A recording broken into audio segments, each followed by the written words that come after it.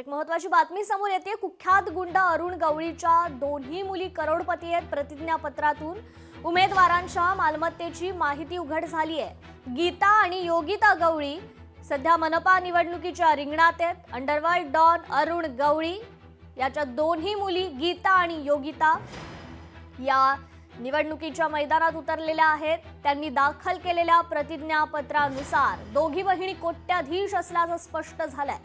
अखिल भारतीय सेना पक्षातर्फे गीता गवळी यांनी 212 प्रभागातून तर त्यांची लहान बहीण योगिता यांनी प्रभाग 207 मधून उमेदवारी अर्ज दाखल केलाय। दोन्ही प्रभाग हे भायखळा विभागात आहेत। गीता यांनी निवडणूक आयोगाला सादर केलेल्या प्रतिज्ञापत्रात त्यांची स्थावर आणि जंगम मालमत्ता 7.26 कोटी रुपये जाहीर करण्यात आली आहे। यात गीता यांच्या स्वतःच्या मालकीचे 1000 ग्रॅम सोने चांदीचे दागिने, त्यांच्या पतीकडे 500 ग्रॅमचे दागिने, तर गीता यांच्या नावावर 30 लाखांची मर्सिडीज बेंझ असल्याचे प्रतिज्ञापत्रात नमूद आहे। विशेष म्हणजे 2019 मध्ये गीता यांनी विधानसभा निवडणूक लढवली तेव्हा त्यांनी त्यांची स्थावर आणि जंगम मालमत्ता 3.38 कोटी जाहीर केली होती।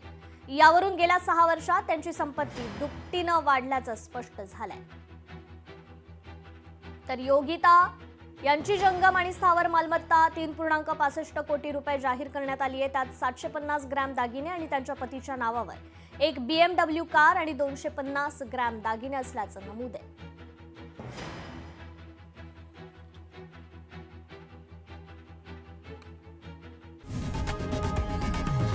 लोकशाही मराठी ऐका, पहा, जागरूक रहा।